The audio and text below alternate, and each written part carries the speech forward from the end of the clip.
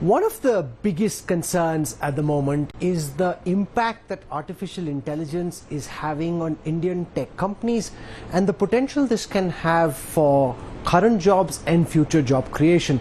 To talk about how HCL is trying to leverage the current artificial intelligence wave, we're joined at the India Today Business Today studios at the World Economic Forum at Davos by Roshni Nadar. Thank you very much, ma'am, for joining us. Fantastic having you with us.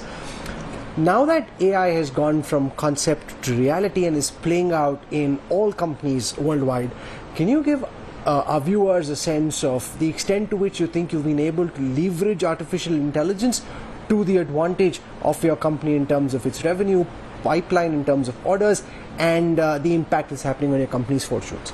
So I think, number one, this quarter that went by, HCL has the largest deal pipeline that we've ever had. We don't call out AI separately because AI is an embedded solution in the digitization and cost optimization journey that a lot of customers are taking. But it's been great because I think that I remember we met last year and we all talked about how AI is still work in progress and proof of concept stage, and now we've got tangible solutions across different business verticals. We've broken up our AI offerings into four. So we've got AI Force, which is looking at the software development lifecycle and how we can shrink that. And actually that really helps our engineers. I don't think it actually takes their jobs away because there's a large part of the coding that AI can do. So let's spend some time talking about this. Relative to how much time it would have taken to get a particular software job done previously, how have you been able to shrink it into 60%? What extent? 60%, sometimes 70%, depends on the vertical. But it's amazing because we had started off on a journey last year where we said that we would also upskill 50,000 engineers in our company on AI skills and on the platforms that we were building, so that now they can start focusing a lot more on design and applications. And I think that's what they're focusing on now. And you're saying that this hasn't had an impact on jobs and led to extra retrenchment within HCL. So if you see across the industry, not just us, that if there has been a slowdown in hiring, it's been much more at the back of demand and not so much to do with AI. And I always felt like 2024, 60 countries went in for elections, 2 of the largest democracies. So it was a year of uncertainty. And I think everybody was figuring out, should we wait on spend? How's it going to go? Now I think, as of yesterday, it's all real, it's all certainty, and we all know what we need to do. I think companies need to know what they need to do. We're having a lot of conversations today where now, companies are much more open to, okay, let's go with our budgets, let's go with our spending. We need to do strategic investments in AI, in the kind of, digitization and upgradation that we need to do of our data infrastructure. So we're having a lot more of those conversations where they're like, let's go. So you spoke of 4 ways in which you're using AI. You explained one, which is truncating the amount of time it takes to build some that's software. The AI Force. Yes, that's and then the other 3. Then AI Foundry, which is, again, as I mentioned right now, that a lot of our customers across different verticals have, a legacy infrastructure, and they need to modernize that, and data needs to be modernized as well. So data is a pivotal layer to actually get your AI right, and that is a great opportunity. The third is our AI labs. So over the last 18 months, we've opened up a global network of labs, one in California, one in New Jersey, London, Munich, 2 in India, and 1 in Singapore. And all these AI labs of ours are connected. And so whether we have customers, let's say from financial services, coming for solutioning and working on projects in our American lab, we can harness some of those solutions for, let's say, BFSI customers in Singapore because of our other labs. So just opening up the global network of AI labs and solutions is also, I think, really going to help us. And then the last is the AI engineering piece, so which is in anything in our ERS business, especially in what's happening now with AI chip design and what's going to be the future in semiconductor. So there's lots of opportunities there as well. One of the critiques being leveled against Indian companies is that most of them are focused on use cases of AI rather than seeking to be at the very cutting edge, given the deep talent that we have, engineering minds. Rather than seeking to be at the cutting edge of AI development, we're basically turning India to the use case capital of the world. It's not at the very cutting edge of where India should aspire to be. How do you see this? Well, that can only happen from the source, and the source is actually our academic institutions.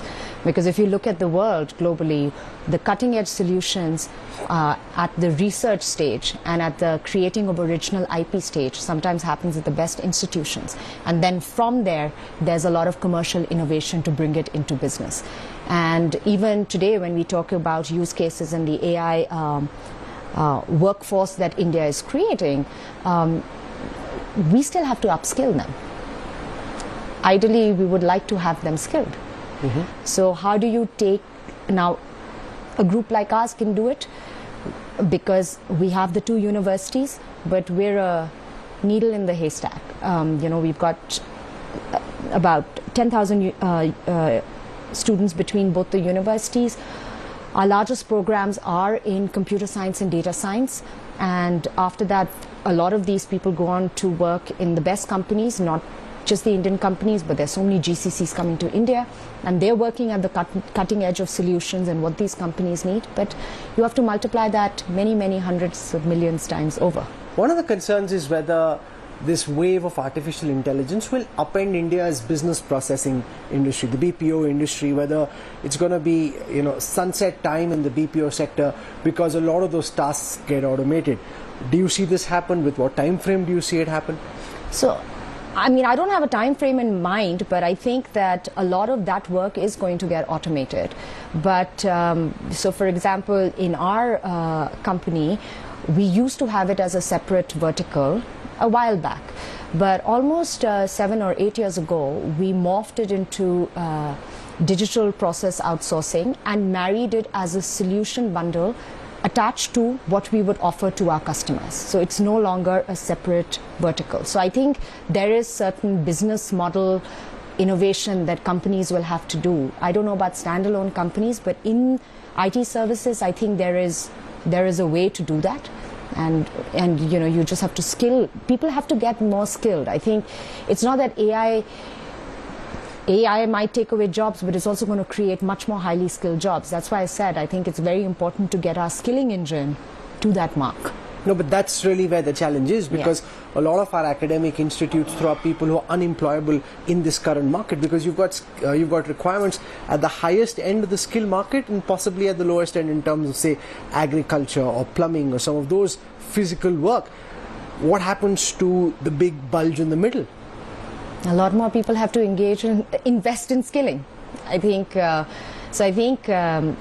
many people invest in tech, and then they say we'll figure out the skilling. I think even in our company, right, we have people who we need to skill in engineering services and AI. Sometimes the skilling time is anywhere between 6 to 9 months before they can actually hit delivery to customers. I've mentioned this before, but last 4 years ago, we acquired a company called Goovy.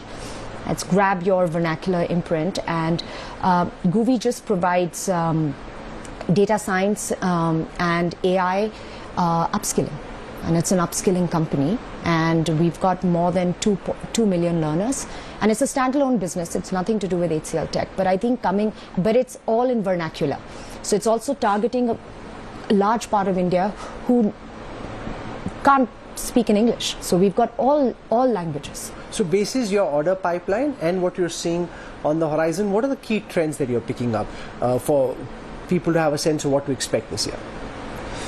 I think people will be spending more in their data modernization, spending more in their modernization of their infrastructure. They're going to be looking at AI embedded solutions, and even now I think cost optimization is a priority for companies. One of the big debates that I've been hearing at the World Economic Forum is whether these AI models, particularly through the data that they've been scrapping, have reached a plateau in terms of their capabilities, or do you see more breakthrough transformative changes in the next 12 to 24 months? I think adoption takes time. Even when, we were all sitting here a couple of years ago and talking about cloud migration, and even today, I mean, there is penetration, but still people are still on that journey.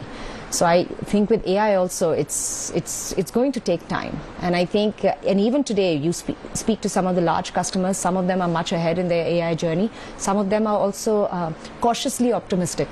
So, as an IT services and software player, you just have to be present at the right time to grab the opportunity. For taking out time and joining us. It's getting a bit cold now. It's hot during the day, but it's getting nippy, which is always great. Yeah. Thank you very much for taking our time, Roshni. Thank you. Absolute pleasure. Thank you.